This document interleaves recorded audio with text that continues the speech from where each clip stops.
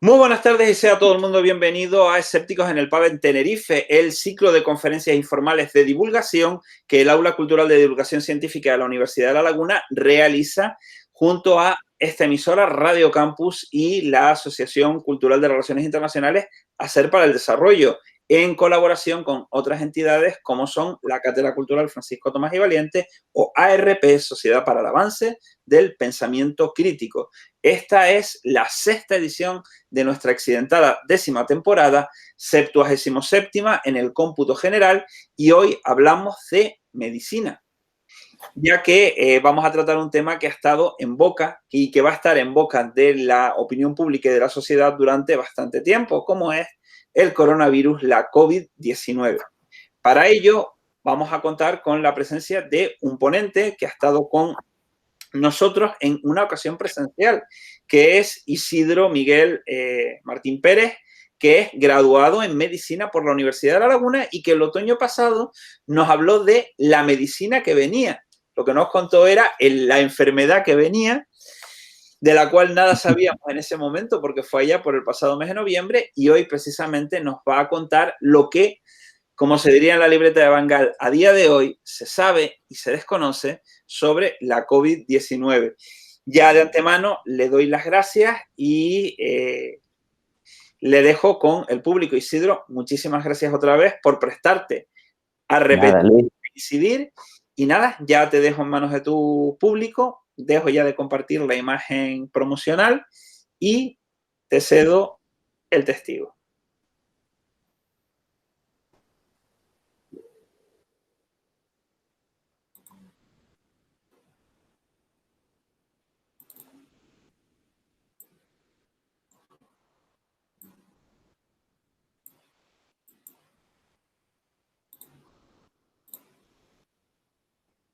No sé si se me oye,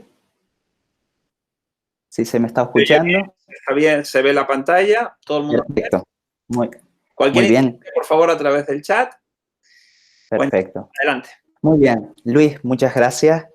También agradecer a Luis Fernando, a María Luisa, a Jorge, a María Ferraz y a tantos otros que no veo, pero que seguro que están escuchando y viendo esta introducción. Si no me lo permitís, mis primeras palabras quiero que sean de recuerdo para todas esas personas afectadas por la COVID y para sus familias. También me gustaría ensalzar el esfuerzo que tantos y tantos sanitarios en centros de salud y hospitales, como tantos otros profesionales, están llevando a cabo para cuidarnos todos. Las enfermedades infecciosas han sido la mayor plaga de la humanidad. Entre las grandes brotes epidémicos debe destacarse la peste negra, que ha sido la plaga más importante de la historia. Otras epidemias graves, ya en tiempos modernos, han sido la fiebre amarilla y cólera. Brotes epidémicos menos graves, pero que han tenido episodios de alta mortalidad, son los debidos a la gripe. La actual epidemia de coronavirus surgió en China, como todos ustedes saben, pero esta historia no es nueva. Se sabe que en el pasado los chinos también se infectaban con cierta frecuencia. Con el transcurrir del tiempo, a las rutas terrestres se le fueron añadiendo los viajes en barco entre el Mediterráneo y la India y entre esta y China. Dentro ya de la era cristiana, estos viajes que se ilustran en este mapa de la expedición de Marco Polo del Atlas catalán se hicieron más frecuentes y a menudo trajeron y llevaron enfermedades de uno a otro lado del mundo. ¿De qué vamos a hablar hoy? En esta sesión en la que hablaré de un tema que me gusta tanto y que se la debo al profesor Luis Capote, al que quiero agradecer por la iniciativa y por darme de nuevo esta oportunidad de expresarme ante ustedes. Intentaremos responder de una forma breve y lo más clara posible a varias preguntas. Para empezar, queremos saber qué es un virus y qué es el coronavirus. Seguidamente veremos cómo se produce la enfermedad que produce, cuáles son los síntomas de esa enfermedad, así como en lo que hay que fijarse para realizar un correcto diagnóstico. A continuación, mencionaremos los tratamientos que se suelen usar y otros sobre los que se está investigando. Repasaremos luego brevemente los orígenes de la crisis sanitaria actual y finalizaremos exponiendo algo sobre el futuro. Es importante destacar que yo no soy especialista en esta materia, no obstante, haré una aproximación cercana y muy general, y si me equivoco en algo, espero no me lo tengan en cuenta. También es importante subrayar que esta información que os traigo aquí se está actualizando constantemente y, por tanto, puede sufrir modificaciones a medida que se vayan conociendo nuevos datos. Los virus son entidades biológicas muy pequeñas. Solo pueden considerarse seres vivos porque transmiten su genoma a su descendencia, pero a diferencia de todos los demás, son incapaces de reproducirse autónomamente, para lo cual se apoyan de las células del huésped al que infectan. Los virus están formados por un genoma que está recubierto por una envoltura de proteínas. Esta es la imagen del asesino, que es de la familia beta coronavirus y que tiene forma, como ven, de pelota. Si os fijáis bien, por fuera tiene unas prolongaciones que acaban en unas formaciones más o menos redondeadas, lo que le confiere su característico aspecto de corona, de donde, como ustedes podéis suponer, toma su nombre. Pero estos son detalles técnicos, no tienen más importancia. El coronavirus entra en el cuerpo a través de las proteínas de la espícula, por medio del receptor AC2. Primero, se fija a la superficie de la célula. Segundo, penetra por endocitosis. Después, se fusionan entre sí la envoltura vírica y la membrana celular, liberando en su interior la nucleocápside. Una vez allí, el gandul se aprovecha de la maquinaria de la célula para replicar, transcribir y traducir su propia información genética. Finalmente, se ensamblan las cápsides, tras lo cual abandona la célula infectada y, cual villano, sale a cazar nuevas presas. Como hemos dicho, el asesino utiliza el pasadizo ECA2 para acceder al interior de la célula. Estos receptores, cuya misión en nuestro cuerpo es la de regular la presión sanguínea arterial, están presentes por todas partes, en los pulmones, en los vasos, en otros tejidos. Este esquema nos sirve para entender el papel que tiene el ECA2 en la regulación de la presión arterial. Desde que se dieron los primeros casos, una cosa nos llama la atención. Un grupo importante de personas se recupera fácilmente, pero otro porcentaje siempre empeora. ¿A qué se deben estas diferencias? ¿Y si la clave está en el ADN? El ADN contiene las instrucciones sobre cómo montar el receptor al que se agarra el coronavirus.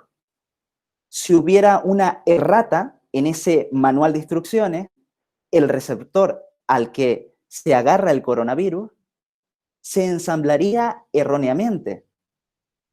Así sucede cuando, debido a una mutación, el AC2 no se conforma o no funciona adecuadamente. El virus no puede agarrarse e infectar. Así, la persona que tuviera afectado este gen estaría teóricamente más protegida frente a la infección que otras en las que dicho receptor se conformara de la manera adecuada.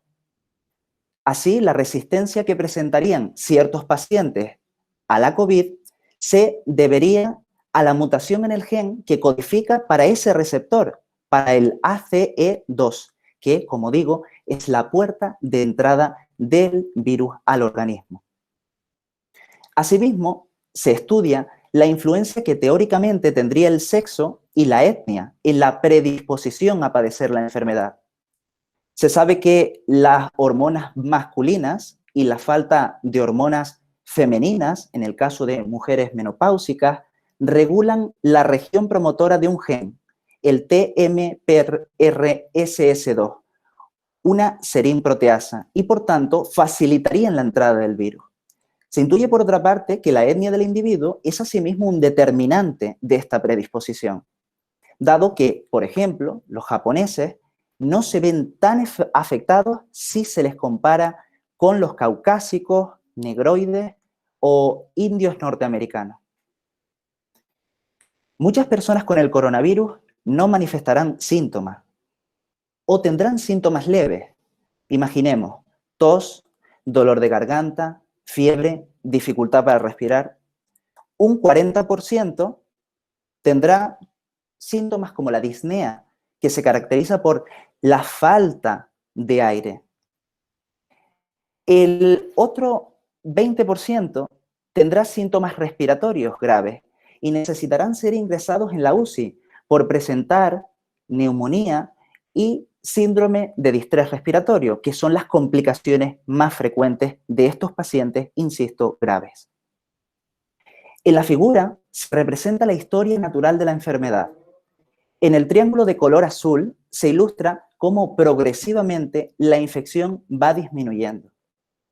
En el triángulo naranja se quiere representar la respuesta del organismo a esa infección y lo hace en forma de inflamación, que como sería lógico, va aumentando paulatinamente, pero sorprendentemente, con el paso de los días, esta se vuelve muy, muy intensa.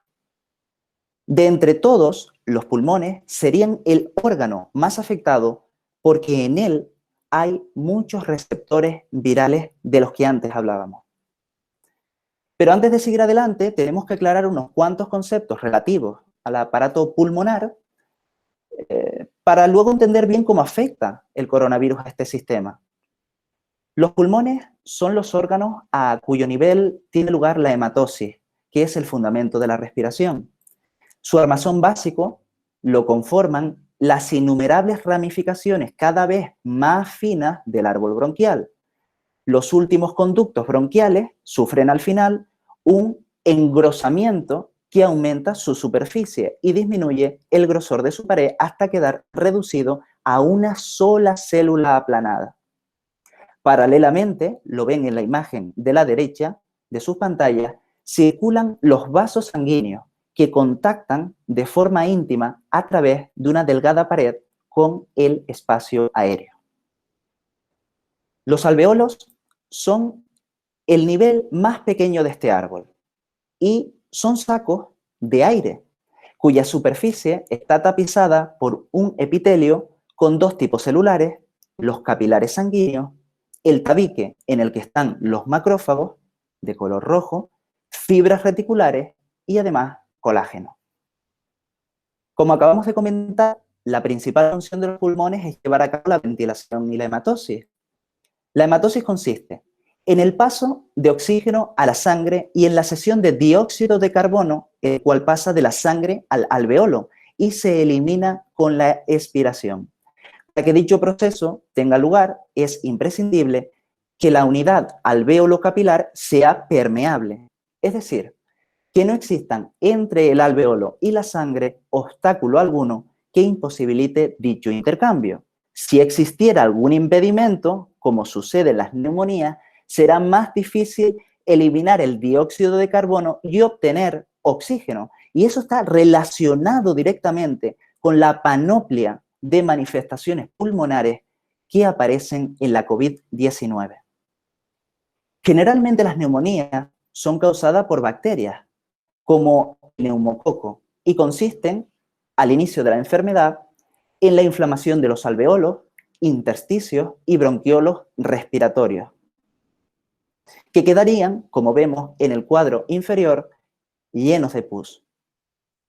Las neumonías pueden ser también el resultado de microorganismos poco frecuentes y presentarse clínica y radiológicamente de una forma diferente.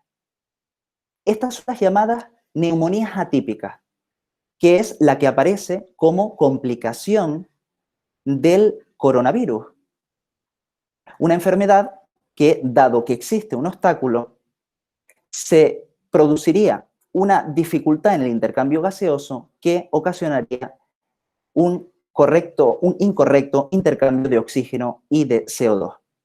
Vean, cuando el virus infecta, el cuerpo saben que reacciona inmediatamente. Si el organismo reacciona de forma adecuada, el virus sería destruido y el paciente quedaría curado. Pero esto no sucede en los pacientes graves de coronavirus. En ellos, la respuesta inmunitaria es tan brutal y está tan desorganizada que en lugar de destruir el virus y curar al paciente, lo perjudica, produciéndole un fallo multiorgánico. Veamos qué ocurre con mayor detalle en este gráfico. La inmunidad puede ser de dos formas. Puede ser innata y adaptativa. La innata se inicia inmediatamente después de la infección mediante sustancias solubles como interferones, células NK, también llamadas asesinas naturales, que atacan al virus y a la célula infectada. Después se inicia la respuesta adaptativa. Tarda unos días, pero tiene la ventaja de que es específica contra el virus. Al igual que la anterior, tiene una parte humoral, que esta vez estaría conformada por anticuerpos, y otra celular, linfocitos T. Para eliminar el coronavirus se necesita inflamación, es cierto, pero localizada en el sitio en donde el coronavirus se encuentra. Para que esta inflamación no se desborde, se necesita que la respuesta inmune esté bien sincronizada, sea proporcionada a la infección, eficaz contra el virus, equilibrada y autorregulada. Si la respuesta resulta eficaz, se elimina el virus del cuerpo. Por desgracia, hay veces en las que esta respuesta no resulta tan eficaz. Son en aquellos casos en los que hay pocos linfocitos y pocas células NK y estos no funcionan correctamente. Si estos no son capaces de eliminar el virus, el sistema inmunitario se desregula y se sustituyen por células inflamatorias como macrófagos, neutrófilos, liberando grandes cantidades de citoquinas. Como si de un fuego se tratase, la respuesta inmune se descontrola y ya una vez está fuera de control, hace daño al huésped, causándole la muerte. Sobre por qué sucede todo esto, hay muchas explicaciones. Una posible explicación sería la de que, aparte de tener pocos linfocitos y células NK, las células defensivas de los pacientes que evolucionan hacia la enfermedad grave tendrían receptores inhibitorios que, al unirse a ciertos ligandos del virus, se paralizarían. Recordemos brevemente que de forma natural las células inmunitarias se regulan mediante antígenos que las activan. Solo cuando la respuesta inmune ya no es necesaria, aparecerían receptores inhibitorios que le darán la orden de frenar dicha respuesta. A los enfermos que evolucionan hacia la COVID grave, antes de que venza dicha respuesta natural, les aparecen estos receptores inhibitorios que las inmovilizan. En consecuencia, las células inmunitarias efectoras ni maduran adecuadamente ni actúan con eficacia. Probablemente esto sea lo que contribuye a esa hiperinflamación. En resumen, 1. En la línea roja discontinua de la parte superior se ilustra cómo las citoquinas, al liberarse, ocasionan un daño en los pulmones. Una vez activadas las células inmunes, número 2, liberan más citoquinas nocivas en el pulmón. 3.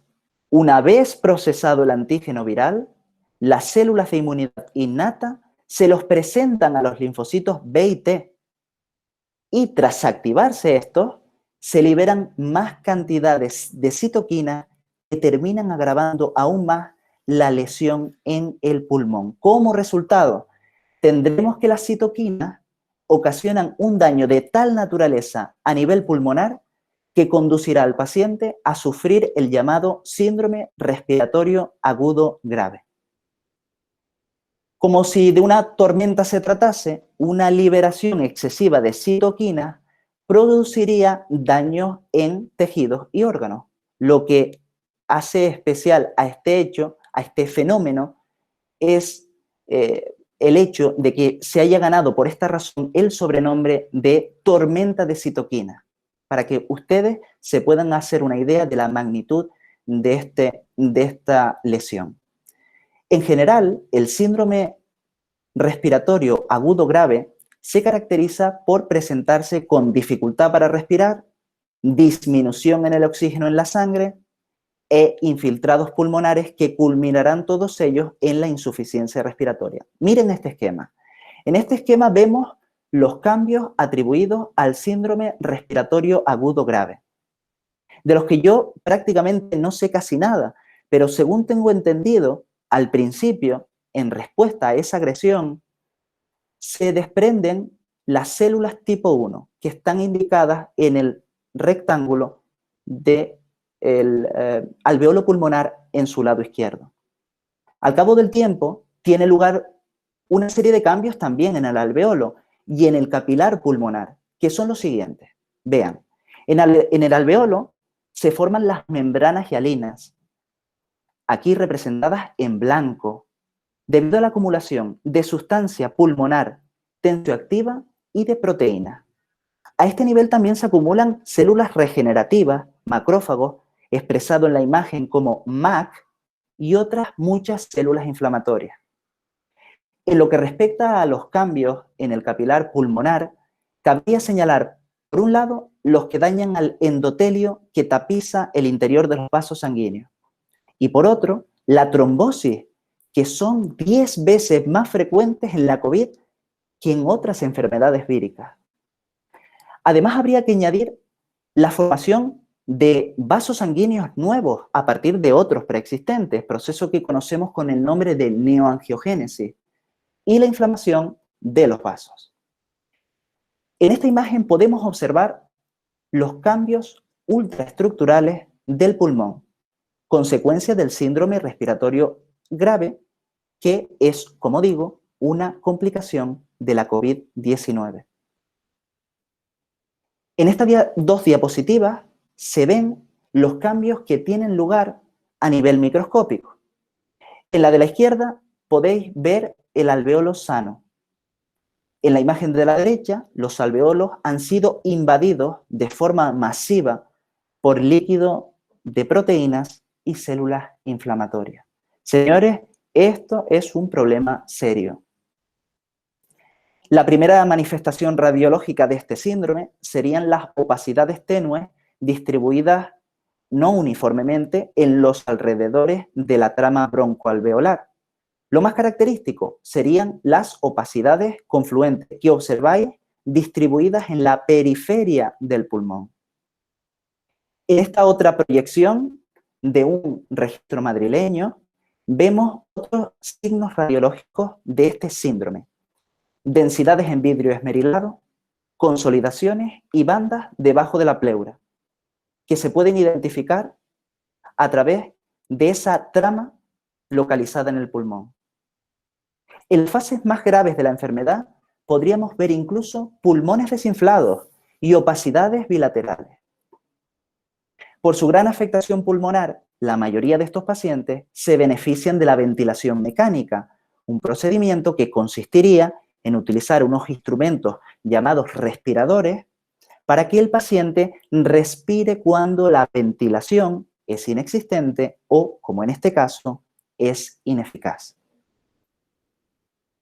Pero como cualquier otro procedimiento, la ventilación mecánica no está exenta de posibles complicaciones graves.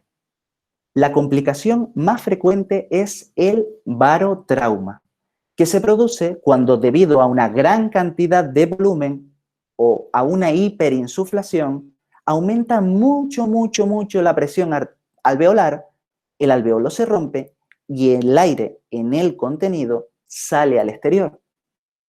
Como veis en el esquema, si la presión proporcionada por el respirador cae por debajo del punto A, los alveolos tienden a cerrarse. Mientras que si la presión dentro de ellos es mayor que el punto superior B, experimentarán un estiramiento excesivo que producirá la rotura por barotrauma. Con el fin de prevenir todas estas complicaciones, los especialistas de la UCI emplean un volumen de ventilación bajo y mantienen la presión positiva durante toda la inspiración.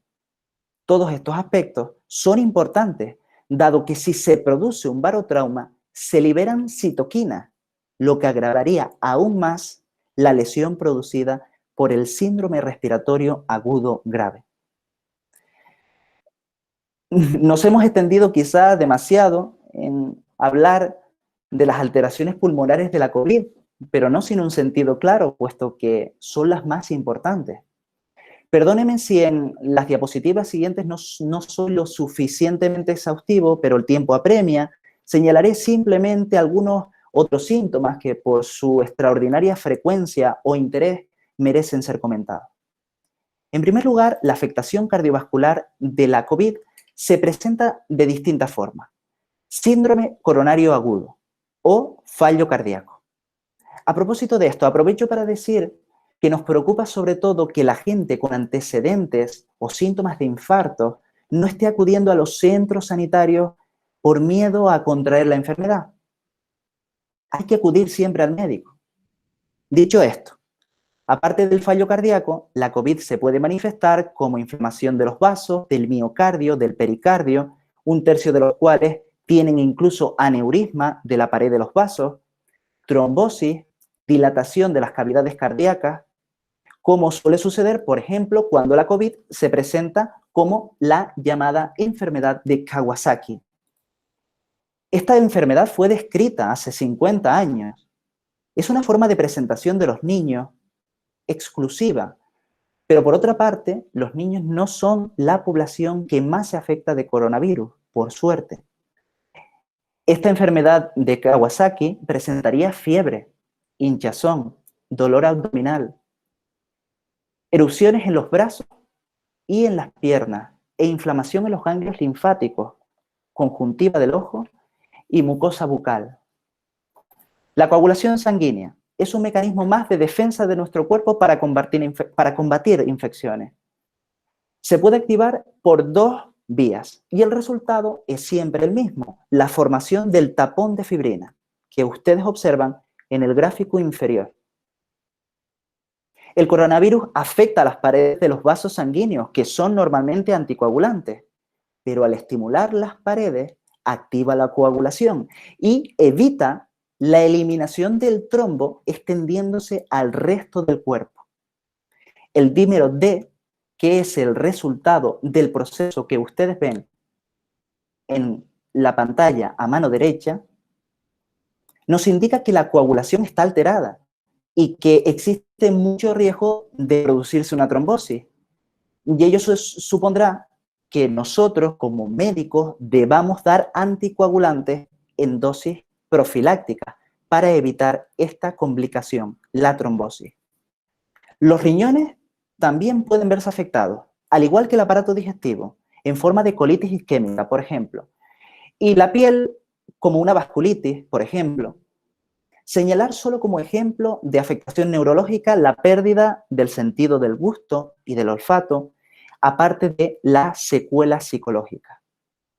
Quiero insistir en lo que dije al principio, que todas estas alteraciones siguen bajo estudio y que hoy vemos manifestaciones clínicas aisladas, pero que en el futuro tendremos la necesidad de reinterpretar para intentar averiguar de qué síndrome se trata.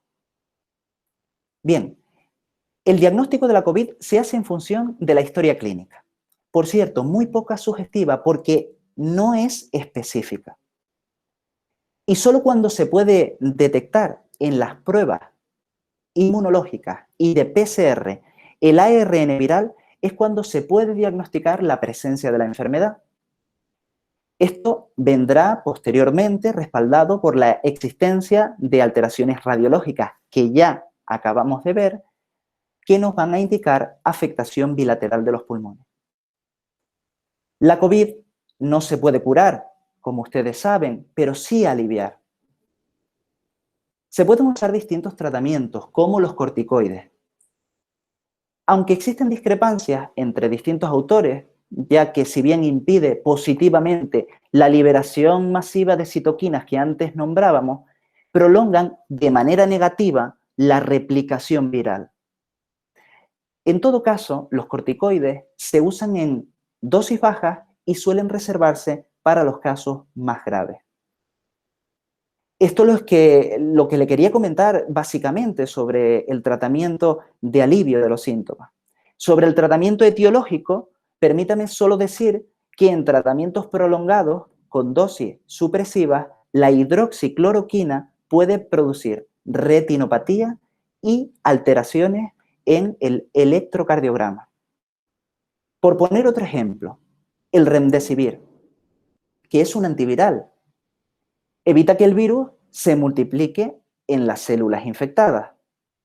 Aparte de esto, hay muchos otros tratamientos de los que no diré nada y de los que dejo constancia en la diapositiva por si fuera de interés para ustedes. Solo como nota, en la carrera por el tratamiento definitivo se ha querido saber cuál sería el papel de otras sustancias, como por ejemplo la melatonina, la vitamina C, en el control de esa inflamación. Un texto que firman varios autores de nuestro Hospital Universitario de Canarias demostraría la utilidad de la melatonina. Veremos en qué queda todo esto. Pero ¿cuál es la idea principal con la que debemos quedarnos? Bueno, pues bien, que ante la ausencia de una cura definitiva, la piedra angular de la COVID es el tratamiento de los síntomas. Estas son solo unas cuantas ideas. A principios de diciembre del año pasado, se detectó el primer enfermo con neumonía asiática en China. Tras ser identificada como producida por coronavirus, la OMS la declaró inmediatamente como pandemia. En un abrir y cerrar de ojos, traspasó fronteras y llegó a España. ¿Qué sucedió? ¿Por qué un virus del que poco o nada se sabe saltó desde su lugar de origen para hacerse, si queremos decirlo, más humano? Como sabéis, la COVID pertenece al grupo de las llamadas enfermedades zoonóticas. Esto es, enfermedades propias de los animales que pueden ser transmisibles al hombre. Entre los factores que más influyen en el surgimiento y desarrollo de las mismas, podríamos señalar mucho. Simplemente podríamos decir la construcción de nuevas carreteras, la roturación de tierras para la agricultura, el comercio de animales exóticos. Este último es un lucrativo negocio que mueve la economía del sudeste asiático. Estos animales son codiciados porque la industria textil los utiliza para la extracción de piel o en sitios donde los recursos alimentarios escasean, pues como fuente directa de alimentación. Y por último, entre los factores que influyen en el surgimiento de esta zoonosis estarían las rutas comerciales globales, que facilitan el tránsito de personas, huéspedes y reservorios entre distintas áreas de la Tierra. Existen numerosos antecedentes históricos de la propagación de zoonosis por diversos mecanismos de transporte, especialmente por el mar. La peste negra, por ejemplo, causó cerca de 20 millones de muertos en la Europa del siglo XIV y que, como podemos ver aquí en este cuadro de Pieter Bruegel, que si no me equivoco está colgado en la granja de San Ildefonso, en Segovia, vemos cómo la peste arriba a tierra a bordo de los barcos. Pero volviendo al presente, la pandemia de coronavirus ha vuelto a poner en el punto de mira al transporte de personas, pero esta vez el aéreo, puesto que gracias a él se piensa que se diseminó la enfermedad tan rápidamente. Este gráfico ilustra la monstruosa cantidad de viajes que a nivel mundial se realizaron solo el año pasado. Las zonas coloreadas en rojo son las que mayores operaciones registraron. Fíjense, en 2019 circularon por algún aeropuerto del mundo 1 billón con B de personas, de las cuales 275 millones pasaron por España y 45 por Canarias. Se trata para muchos de un número quizá demasiado elevado de pasajeros. Pasajeros que, si bien posibilitan el desarrollo de nuestra región, acuciada por enormes cifras de desempleo y precariedad, si se quiere decir, suponen al mismo tiempo, en estos casos de pandemia, una amenaza como la que estamos viviendo. Este conflicto de intereses es como la famosa espada de Damocles que cuelga de un fino hilo sobre nuestras cabezas. No existe una solución que contente a todos.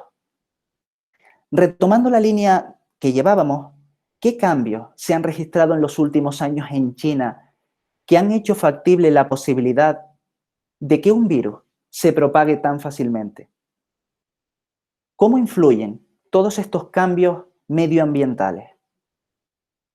En cuanto a la primera pregunta, me apoyaré de las palabras del profesor Jordi Cobos, investigador barcelonés en enfermedades zoonóticas, que nos visitó en La Laguna hace escasas fechas.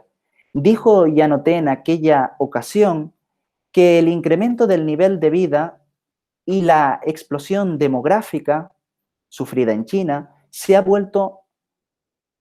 podido reflejar de forma muy evidente en un cambio en el patrón alimentario de la familia.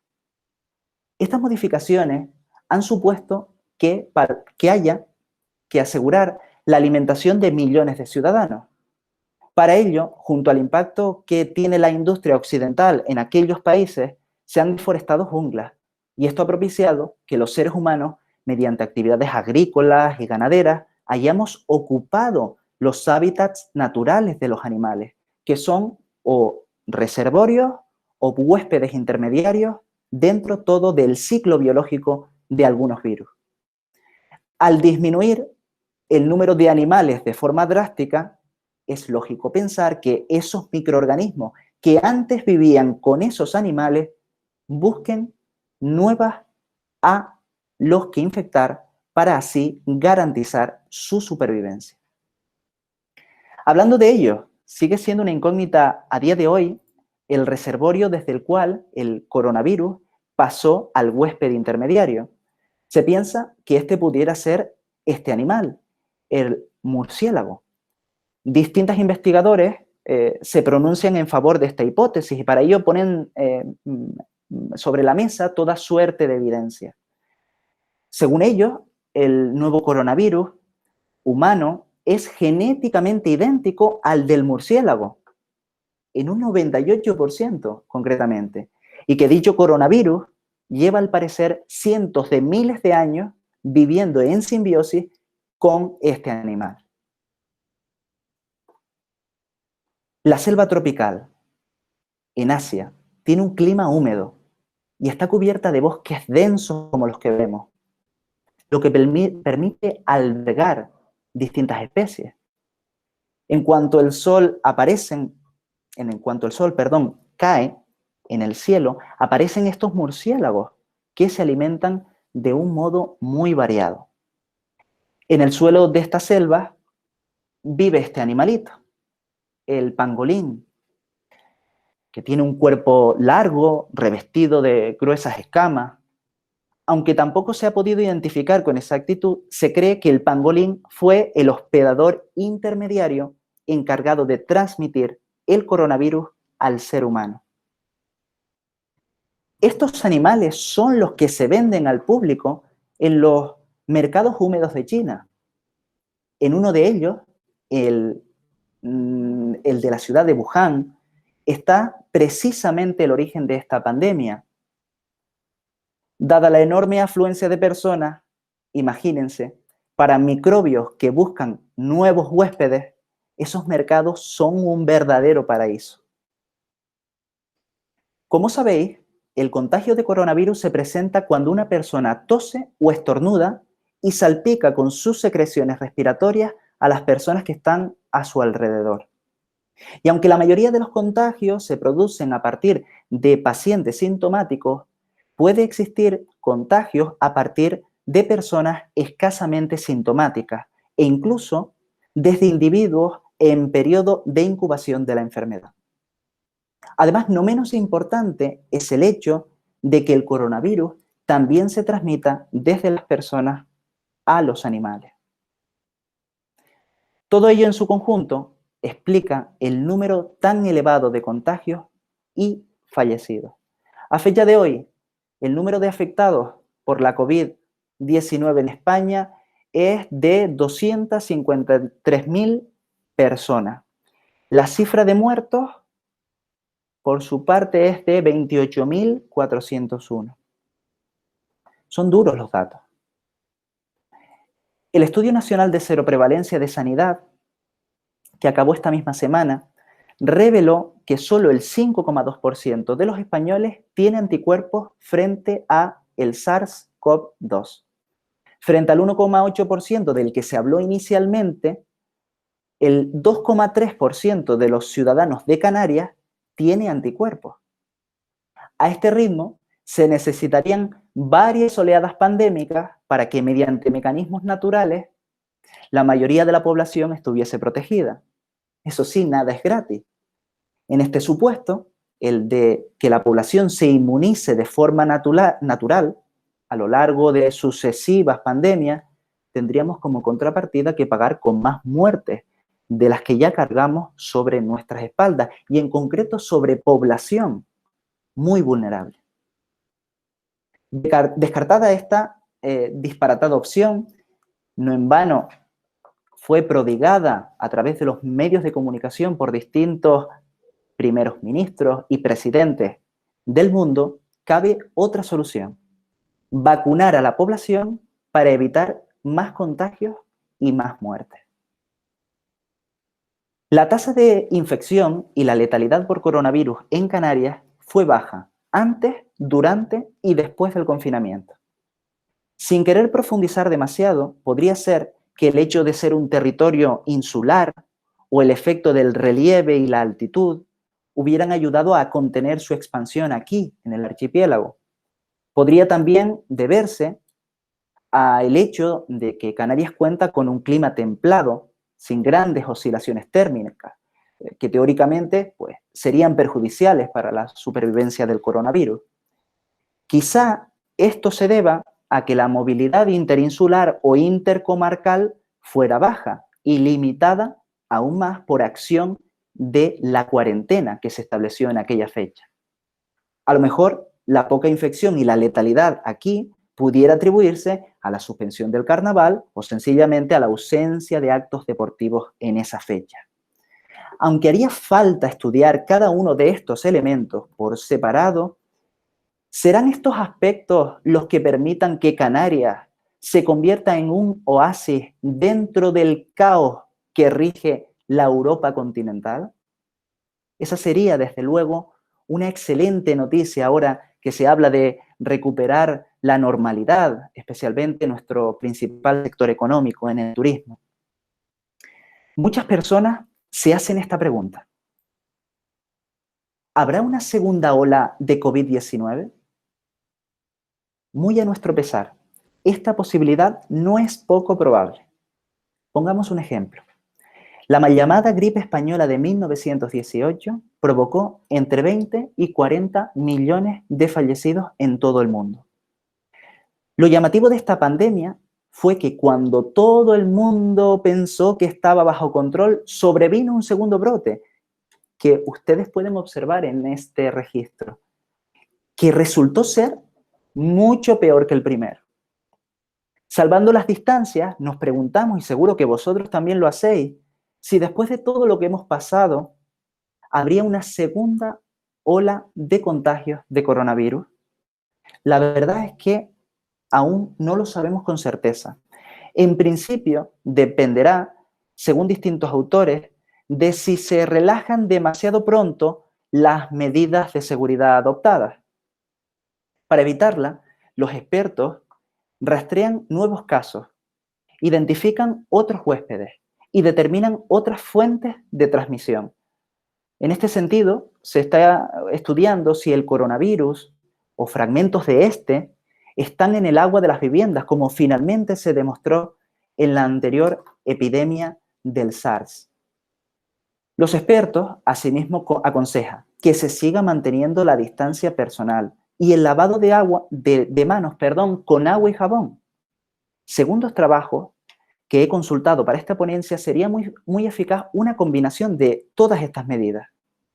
Otro estudio reciente, publicado en la revista Cell, destaca en un primer plano el papel de la mascarilla. Teniendo en cuenta de que la nueva cepa de coronavirus, de la que todo el mundo habla, si bien es menos dañina, es sin embargo más contagiosa que la que hemos pasado, no nos convendría alejarnos mucho de las mascarillas. Por otro lado, los autores de un Lancet del mes de abril solicitan a los gobiernos que el levantamiento de las prohibiciones de viajar y las cuarentenas sea paulatino y siempre basado en las evidencias científicas. Esto en este sentido, en lo que vengo diciendo, toda esta información caducará en cuanto se tengan mejores evidencias. De momento, tenemos que aceptarla. Lo que sí resulta curioso es observar que la mayor parte de estos trabajos que he consultado coinciden entre sí cuando delegan en la ciudadanía, en todos nosotros, la responsabilidad de que a través de su desenvolvimiento cotidiano eviten conductas peligrosas que comprometan todos estos avances que como sociedad hemos ido consiguiendo a lo largo de estos duros meses. Miren, tenemos mucha incertidumbre porque no sabemos lo que va a pasar y eso puede paralizarnos o hacernos pensar como que esto no va con nosotros. Pero una vez hemos entendido cuál es nuestro objetivo, solo nos queda arrimar el hombro entre todos, con acciones que a priori pues, pueden parecer irrelevantes, incluso ridículas o molestas, pero que son muy contundentes para acabar con el virus. Hay muchas otras cosas del coronavirus que todavía no sabemos. Por ejemplo, si en quien pasa la infección, esta producirá inmunidad duradera que proteja a la persona de enfermar de nuevo. O, otra pregunta, ¿cómo será la vacuna contra el coronavirus? Para contestar a dicha pregunta, os diré que la respuesta inmunitaria adaptativa, de la que ya hablamos previamente, se encarga de potenciar los mecanismos de la innata. Recuerden, se puede adquirir de dos formas: el paso a través de la placenta y la infección propiamente dicha, o de manera artificial, de forma pasiva, al recibir anticuerpos procedentes de otros individuos o animales, y de forma activa, mediante la vacunación o inmunización. La infección por coronavirus genera anticuerpos específicos que pueden detectarse por pruebas sanguíneas. Tras la infección, se generan primero los anticuerpos de tipo IgM y pasados unos días aparecen los anticuerpos de tipo IgG. Existen muchos virus que no dejan inmunidad, es decir, que una persona puede volver a contagiarse varias veces. Pongamos, por ejemplo, el caso de la gripe.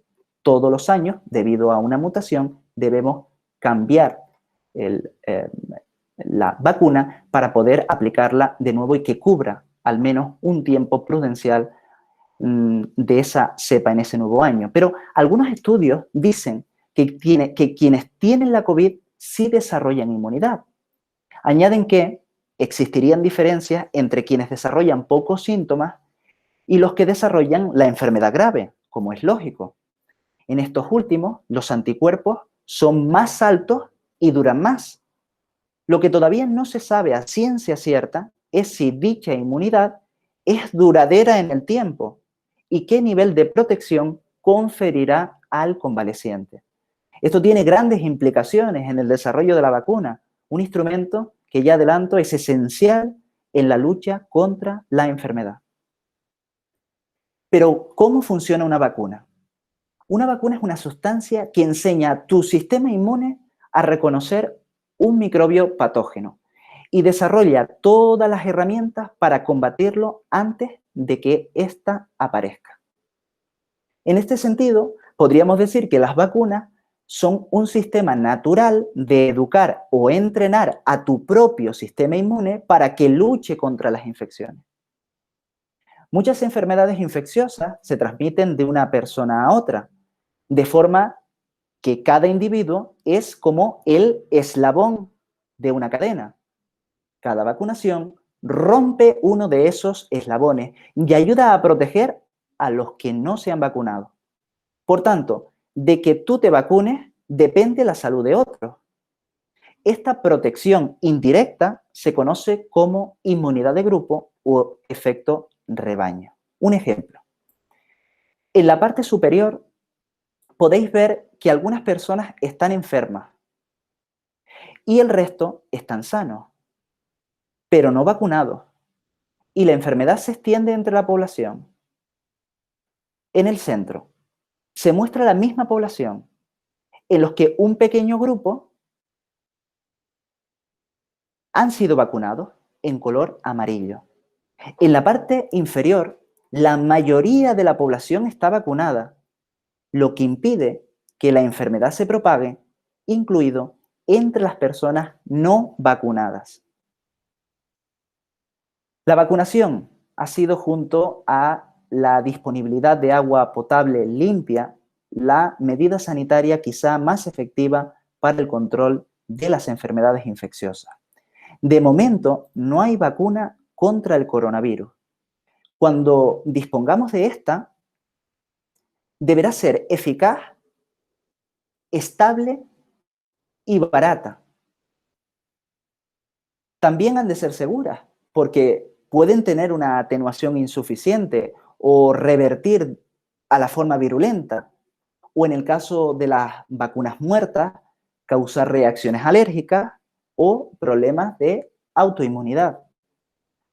Uno de los problemas que más preocupa a los investigadores es la mejora dependiente de anticuerpos, una de las complicaciones secundarias que podría traer consigo la vacunación del coronavirus. ¿En qué consiste?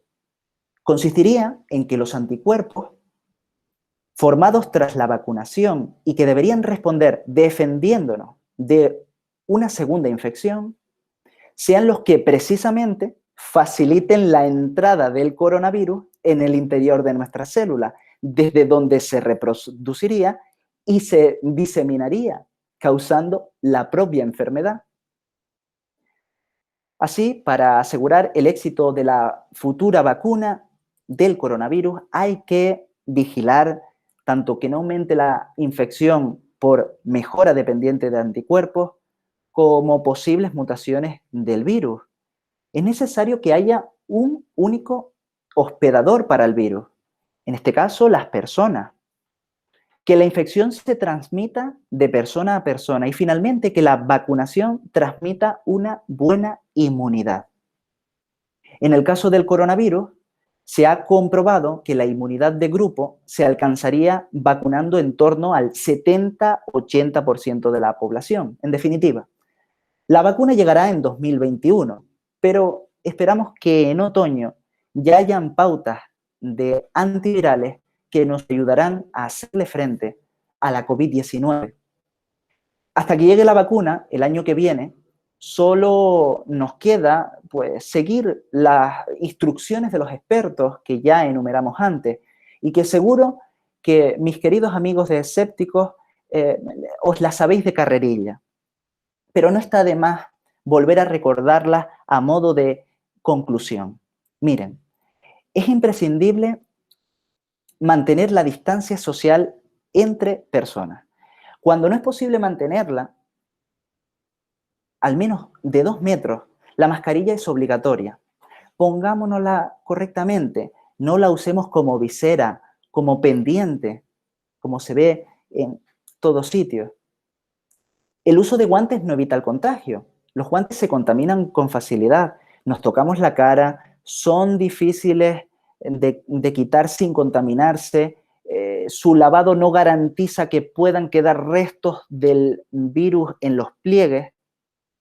Lo más importante es lavarse bien las manos con agua y jabón. Este es un aspecto a destacar. ¿Y por qué hay que lavarse las manos? Miren, cuando recibí la invitación de Luis de volver a Escépticos a hablar del coronavirus, se me vino a la mente un trabajo que presenté y sobre el que he vuelto, que hice bajo la supervisión del profesor de Historia de la Medicina, Justo Hernández, y me sorprendió por el hecho de que ya en él habláramos del papel que tuvo y que tiene el lavado de manos en la lucha contra las infecciones. Hábito que instauró el señor de la imagen, Ignaz Semmelweis, en la maternidad del Hospital de Viena, para evitar precisamente la transmisión de lo que él denomina virus cadavérico. Lejos estábamos aún de los preceptos de Koch y de la teoría general de las infecciones de Louis Pasteur, que vendría con posterioridad. Llama la atención porque 174 años más tarde, por desgracia, esta importantísima medida, la del lavado de manos, sigue teniendo mucho vigor. Como habéis visto, el apartado médico de la crisis sanitaria actual no es un capítulo ni mucho menos cerrado. En él hay muchas certezas, pero también muchas incertidumbres, lo que nos obliga a ser escépticos. Dicen los expertos que de aquí en adelante hay que seguir una serie de recomendaciones. Se requiere una respuesta rápida frente a la infección. Las autoridades sanitarias tienen que dirigir satisfactoriamente estos esfuerzos. Se pide extremar la vigilancia. En el rastreo está inmerso el personal sanitario, personal que en su labor asistencial y en otros muchos aspectos hay que proteger adecuadamente, porque se hacen trabajos verdaderamente encomiables. Hay que detectar casos importados y autóctonos, evitando de nuevo la transmisión comunitaria, como de hecho está sucediendo en muchos lugares de la península y del extranjero. Es importante detectar casos y también a sus contactos, aumentando el número de test realizados. Establecer cuarentenas, tanto de los casos como también de los contactos, pero que también deben ser precozmente detectados.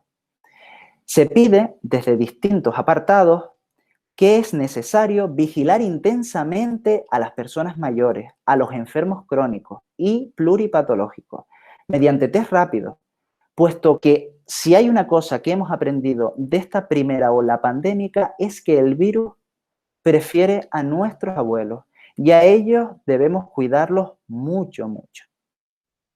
Finalizo recordando, no bajemos la guardia. Nos enfrentamos a una de las amenazas más importantes de los últimos años.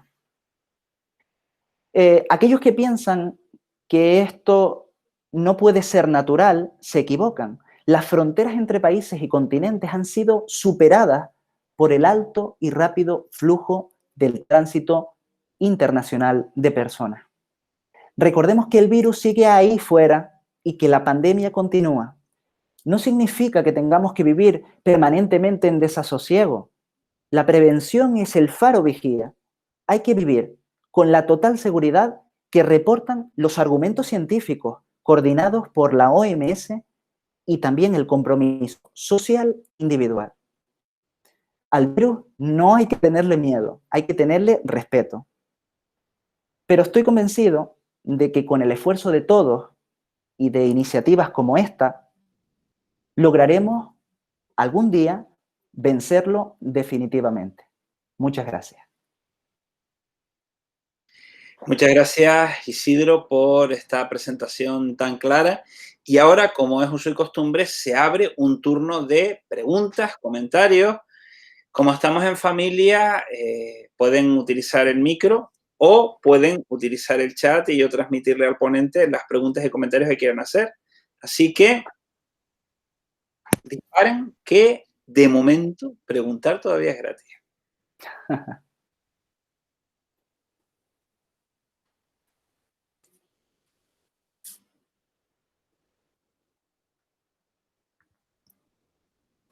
¿No se anima nadie? Buenas noches, Isidro y compañía. Buenas noches. No sé si se me escucha. Soy María Luisa, Marisa. Marisa, encantado, Marisa. Sí, se te escucha igualmente. Perfectamente. Bueno, para ti y para todos. Pues muchas gracias por esta presentación y por este trabajo tan detallado en muchos aspectos. Y bueno, que como digo, pues es muy de agradecer en una situación tan tremenda como la que estamos viviendo. A ver, realmente parece que desde antes de diciembre, al menos, pues desde luego en Occidente y probablemente en otras zonas del mundo, no se sabía nada, según nos dicen, sobre este virus. Por lo tanto, nos hemos encontrado enfrentando una situación infernal en la que, como alguien dijo, no me acuerdo de quién, al principio de la pandemia, esto ha sido como intentar reparar una nave, un avión en pleno vuelo. Claro, eso es muy difícil porque realmente estamos intentando conocer lo que está pasando mientras está explotando la situación, por decirlo de alguna forma. Yo no sé si desde el punto de vista médico y desde el punto de vista de la virología, pues bueno, uno ha leído un tanto en este tiempo, se puede considerar que este es un virus particularmente difícil de bandear con él porque tiene características que parece que frente a algunos otros hacen más difícil la lucha frente a él. Por ejemplo, pues el punto de la cantidad de gente parece asintomática que hay, que sin embargo tiene una gran potencialidad de transmisión o puede tenerla. La gran diferencia, que bueno, hablando de sistemas vivos es normal que haya diferencias en cómo nos afectan las cosas, pero parece que este virus es algo especial, es un virus especial en cuanto a la diferencia de reacción que tenemos las diferentes personas infectadas, con escasa capacidad de predicción, más allá de que cuando hay pues enfermedades crónicas o en fin, problemas especiales, pues nos pueden hacer pensar que en fin, que esas personas pueden o podemos tener una mayor probabilidad de desarrollar consecuencias graves de la enfermedad. En fin, disculpad que es que me estoy extendiendo un poco más de la cuenta. Y lo que quería decir es, desde un punto de vista médico, se puede pensar que realmente este virus añade dificultades especiales frente a otros, porque además mata, tiene una potencialidad grande de mortalidad, pero a lo mejor no tan grande como otros, con lo cual infecta, pero mantiene ahí a los seres infectados durante tiempo para facilitar también su propagación y demás. ¿Se puede considerar, Isidro, que este virus, por lo poquito que se conoce hasta hoy, tiene una potencialidad especial de hacer daño por sus características o por las características que se conocen hasta hoy, o es que simplemente lo que pasa es que nos seguimos moviendo dentro de mucha incertidumbre con él y todavía no sabemos mínimamente bien, cómo bandear la situación? Disculpad la extensión. Muy, Gracias. muy bien, Marisa, María Luisa, Marisa, encantado de Marisa, está muy saludarte. bien. Marisa, Igual. muy bien. Sí, eso es, Encantado, simplificamos. sí, muy bien, encantado de saludarte. Hablas de aspectos todos muy interesantes. Por empezar por algún aspecto, el virus es, como tú indicaste al principio, no se sabía nada hasta entrado diciembre. China tardó aproximadamente 2 meses en comunicar el inicio de esta epidemia, en el caso de declarar epidemia, que posteriormente, como digo, se constituyó en una pandemia. Hablas también de reparar un avión en vuelo, es un muy buen ejemplo que el otro día resultaba bastante interesante en alguna conferencia que se ha dado en la Real Sociedad, en la Real Academia Española de Medicina.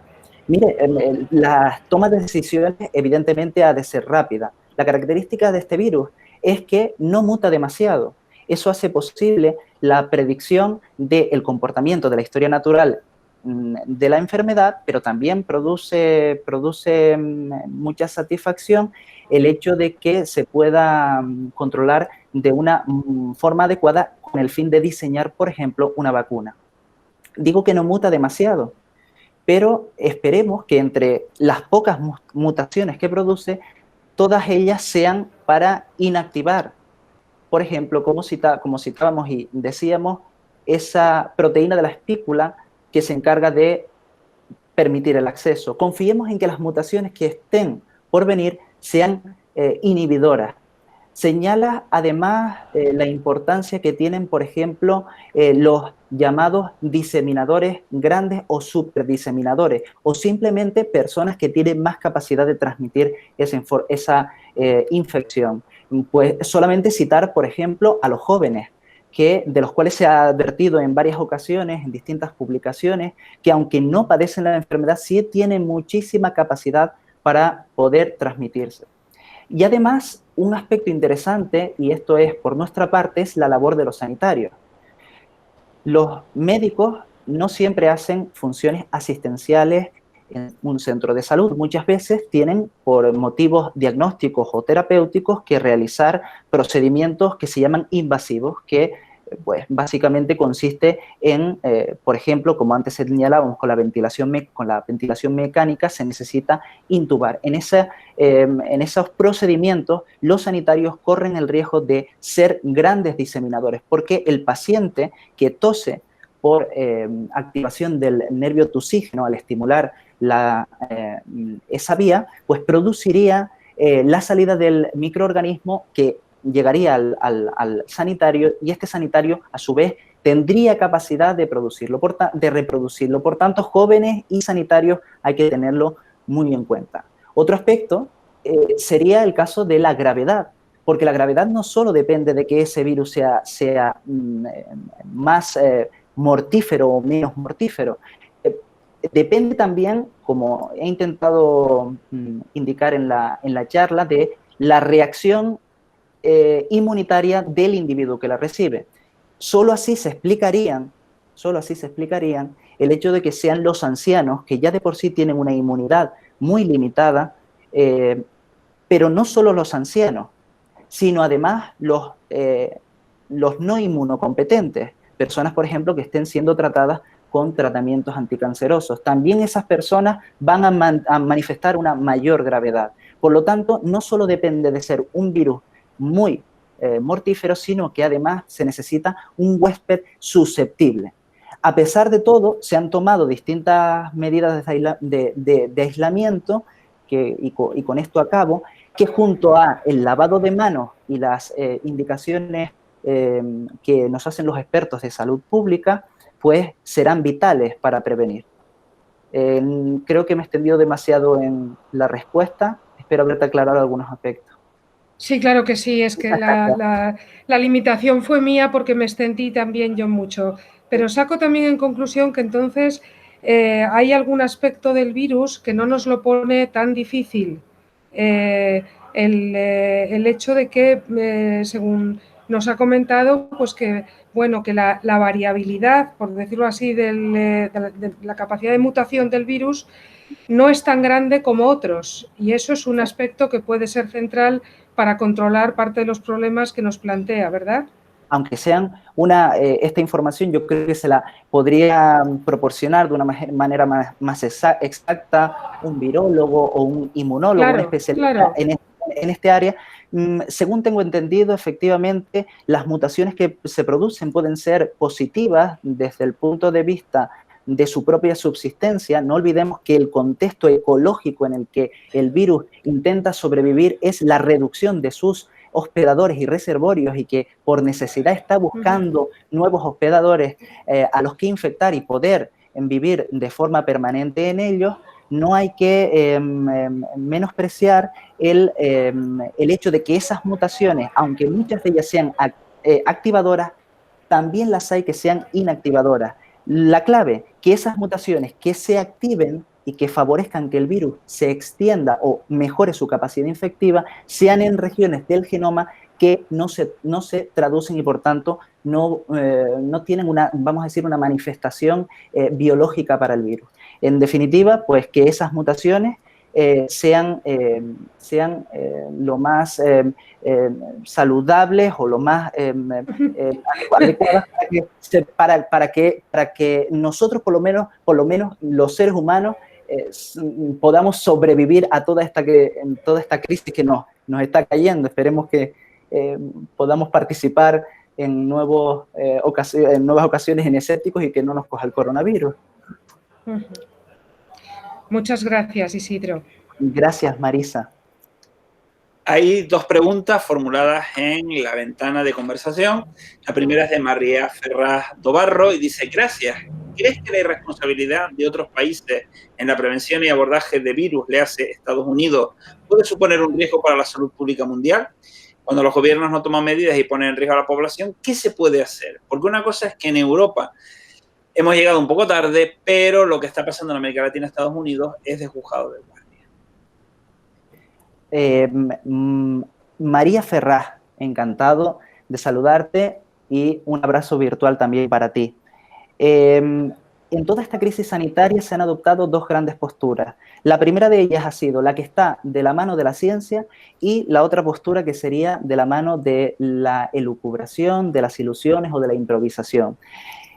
Sorprende ver que el gran grupo de personas, de dirigentes políticos en concreto, que se adscriben a este segundo grupo, el de tomar decisiones al margen de la evidencia científica, se encuentra entre grandes países del mundo como los Estados Unidos y el Reino Unido, que han sido a lo largo de su historia grandes referentes para la historia de la ciencia y del que muchos pues hemos aprendido.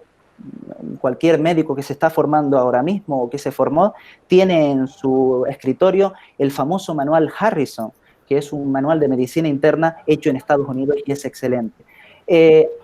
Sorprende, como digo, que provenga desde Estados Unidos gran parte de esa resistencia a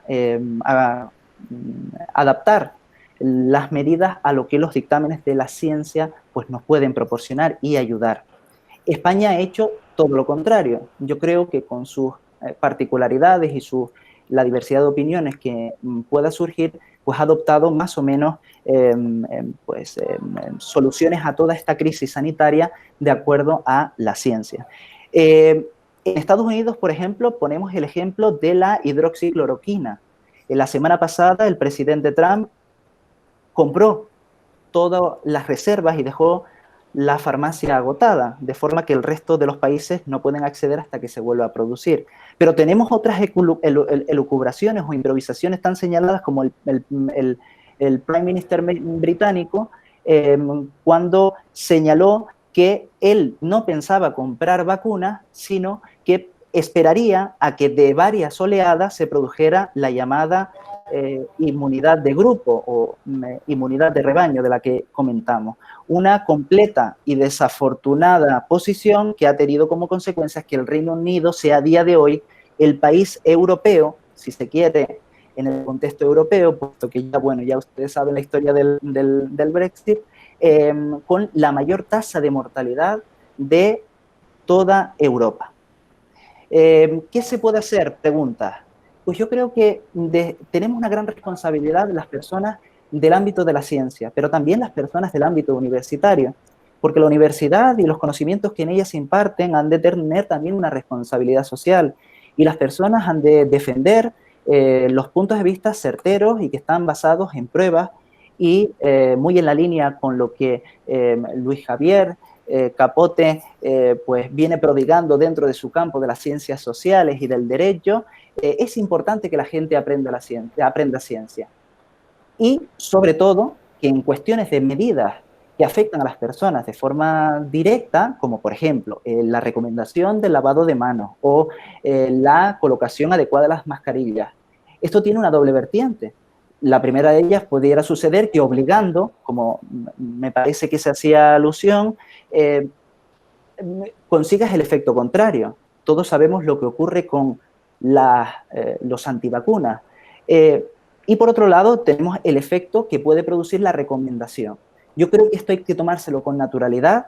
No podemos pretender que desde el principio se adopte una postura cerrada y las personas adquieran este hábito de forma inmediata, pero que con el paso del tiempo, con el estímulo adecuado de la comunidad universitaria en su conjunto y de la ciencia en general, podamos llegar a un buen punto, de forma que posiciones como la del señor Trump y otros presidentes europeos puedan quedar reducidas a la mínima expresión. No sé si te respondí.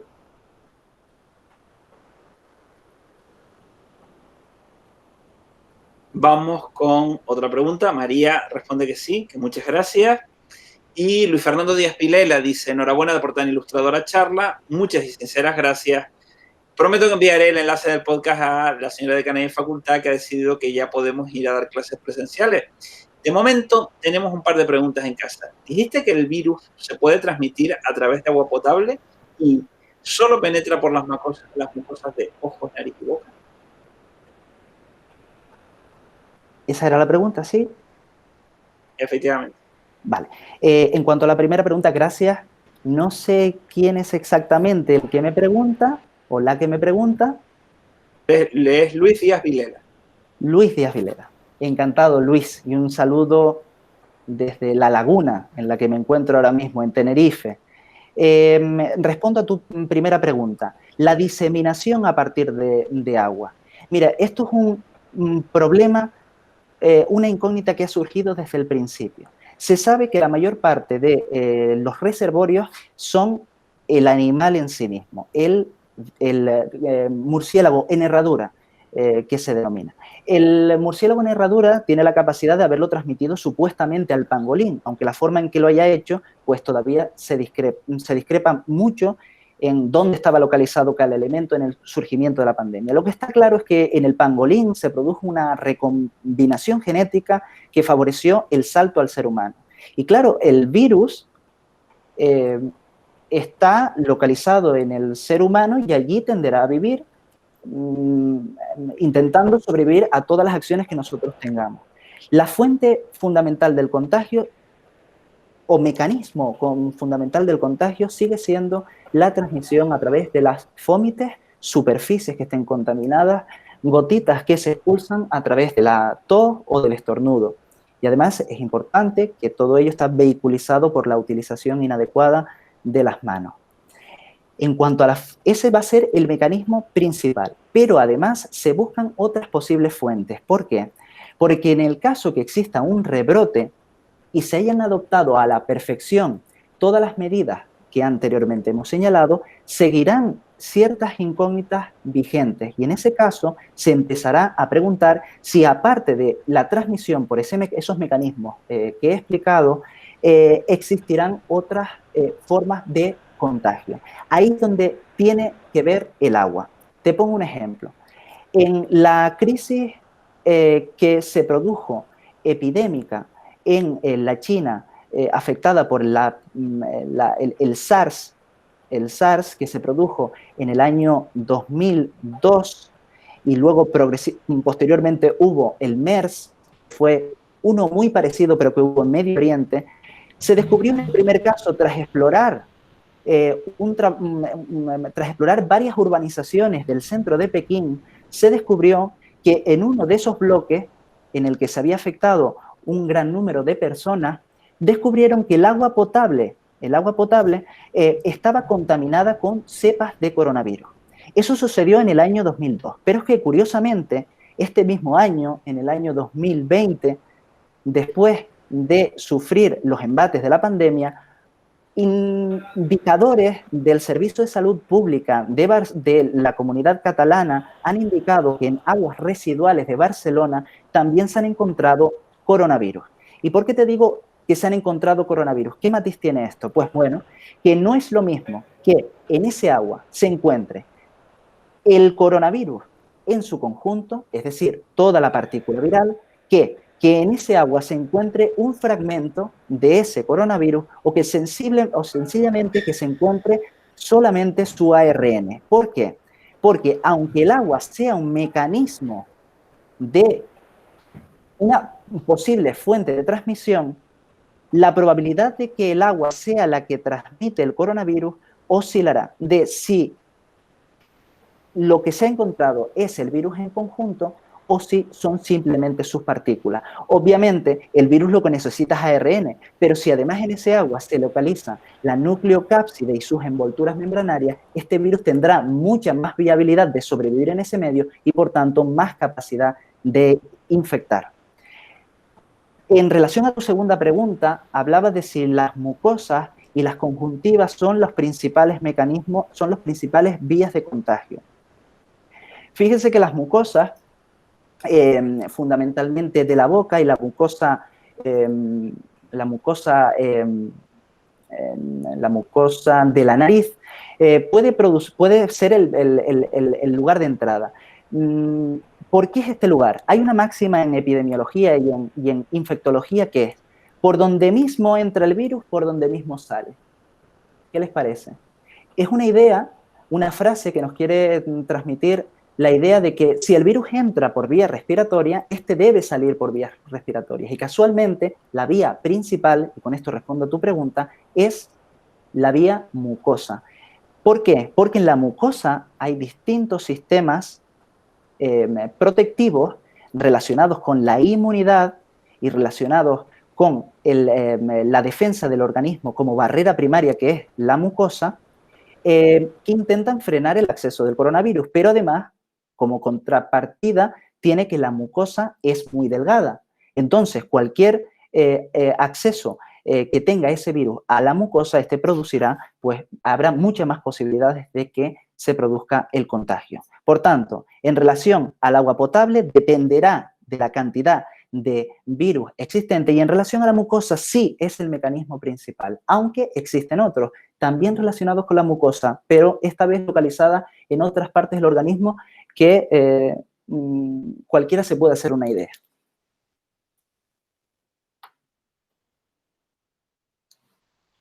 ¿Más preguntas? ¿Alguna pregunta más que quieran formular? Pues... Una cuestión. ¿Puede ser? Sí, por supuesto. Sí, pues ahí voy. Es simplemente comentar, ¿no les parece que tendríamos de alguna forma que intentar hacer llegar de una manera más inmediata, pues a la gente de la calle, a través de los propios centros de salud? No sé, la idea sería que pudiéramos hacer llegar la ciencia, como muy bien decía Isidro, sin asustar, con explicaciones sencillas, con la idea de que la ciencia no puede responder a todo, no busca certezas absolutas, pero busca con fundamento el sentar las bases de lo que podemos conocer y en lo que podemos establecer una confianza racional. Realmente aquí somos todos probablemente personas que estamos, pues, quizás la palabra convencido pues no es la más adecuada, pero que al menos sí tenemos una confianza racional en que la ciencia es la forma de conocimiento que más y mejor nos puede transmitir conocimiento. Pero claro, si esto no lo hacemos, no traspasamos, no salimos a la calle y buscamos foros cercanos donde haya personas que no tengamos esta, digamos, congruencia racional, ¿cómo extendemos esta manera de pensar sin que se sienta que se está imponiendo o manipulando o, en fin? Aquí lo dejo, esta reflexión que creo que, no sé, sobre la que a lo mejor pues puede merecer la pena darle una pensada adicional. Gracias. Muy bien, excelente, Marisa, me encanta. Es una pregunta muy pertinente, muy pertinente. Estamos todos los días debatiéndonos entre esta problemática. Sabemos que la epidemiología, la parte de la medicina que da sustento a todo este razonamiento lógico, es la más científica, si se quiere, la más matemática de todas cuantas disciplinas. Es más, para los propios sanitarios, en concreto para la comunidad médica, pues resulta en ciertos aspectos ardua de entender. Con lo cual, primero, yo creo que en este proceso es que el propio sanitario, desde la perspectiva de la que yo le hablo, entienda perfectamente ese proceso. Y una vez ya lo entienda, ser capaz de transmitirlo primero a sus pacientes y luego a la comunidad. Yo creo que tenemos una responsabilidad conjunta con la sociedad de transmitir adecuadamente estos conceptos. ¿Por qué? Porque si transmitimos solamente conceptos de una naturaleza demasiado científica, o si se quiere decir demasiado técnica, corremos el riesgo de que estas personas que creo que es lo que usted señalaba, estas personas no accedan a ese nivel de conocimiento. Bueno, pues vamos a esperar. Primero, tenemos en contra muchas cosas. Tenemos, por ejemplo, la expansión de la pandemia. Tenemos a las puertas de la calle el coronavirus tocándonos a la puerta. Pero tenemos mucho esfuerzo. Aquí hay mucha comunidad, hay redes sociales que facilitan muchísimo los mensajes.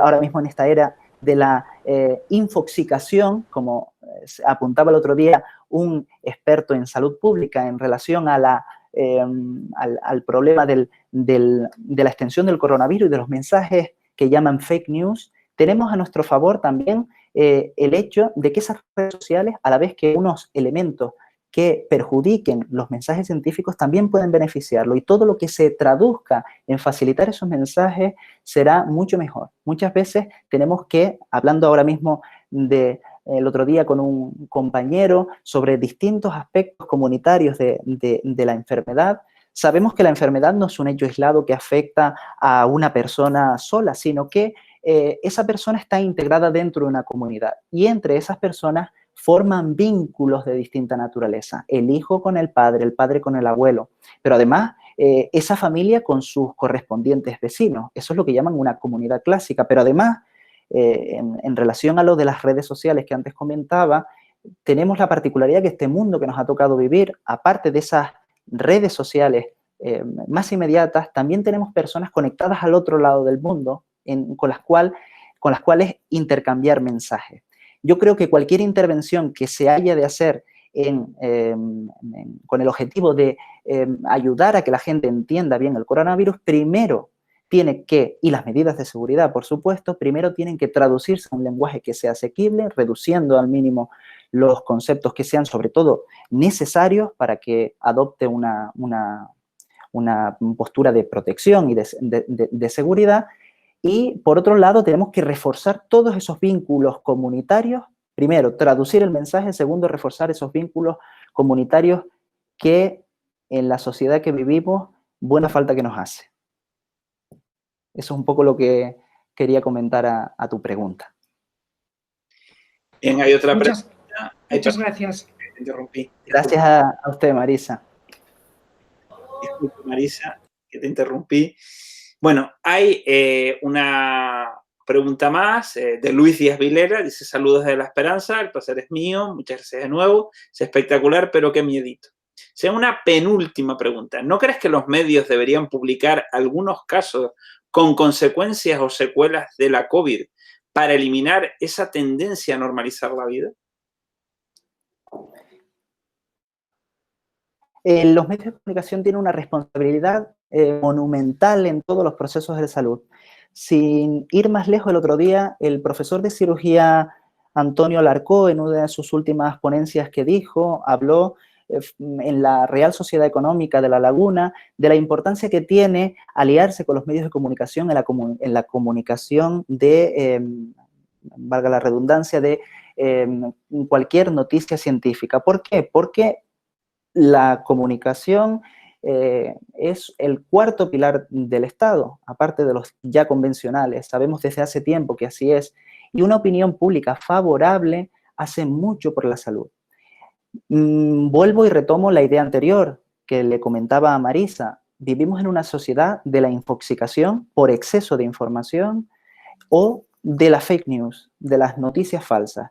¿Con qué intereses? No lo sabemos. Cada uno definirá un interés y preferirá una noticia, otra, izquierda, derecha, arriba, abajo. Lo cierto es que Cuando se trata de problemas de salud hay que tener las cosas muy claras, porque lo que a priori puede ser un juego de niños puede transformarse en un problema muy serio. Por tanto, los medios de comunicación, efectivamente, desde mi punto de vista, son unos auténticos aliados, una piedra angular en la lucha contra la COVID-19.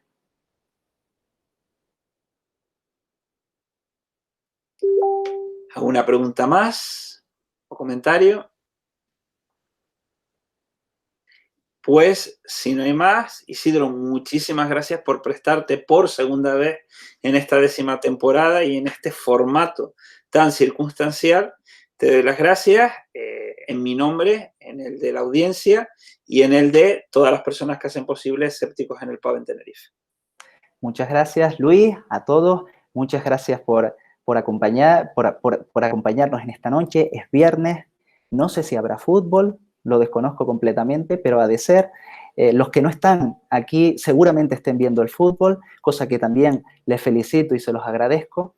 Y sencillamente ya creo que queda todo expresado. Muchas gracias a ti y espero, porque yo me siento cada vez que voy a Escépticos en el Pub, sea presencial o esta vez de forma telemática como si estuviera en casa y por lo tanto uno, pues como las croquetas de la madre o como en la casa de uno, no hay nada. Yo me siento en Escépticos en el Pub verdaderamente congratulado de compartir con ustedes un trocito de ciencia, en este caso de medicina, y esperemos vernos en futuras ocasiones. Así que a todos, muchas gracias. Pues nada, gracias a ti. Y desde el chat, pues recibes los agradecimientos, las muestras de interés. Y bueno, pues con esto cerramos esta 6ª sesión de la 10ª temporada de Escépticos en el Pub en Tenerife. Y les comento que queda todo el mundo emplazado para dentro de 8 días para la 7ª edición, 78ª en el cómputo general, donde hablaremos de la asociación decana de la divulgación del pensamiento crítico y la lucha contra las pseudociencias en España, que es ARP, Sociedad para el Avance del Pensamiento Crítico. De hecho, su presidente, que va a presentarla, pues ha estado aquí entre el público. Y yo les recuerdo que la próxima semana, pues también podrán volver a escuchar este programa a través del podcast de Radio Campus, que está dedicado específicamente a Escépticos en el Pub en Tenerife, y cuando las circunstancias lo permitan, en versión audiovisual en el canal de la Universidad de La Laguna, que tiene en YouTube académico. Hasta entonces, hasta dentro de 8 días, les deseo una feliz semana.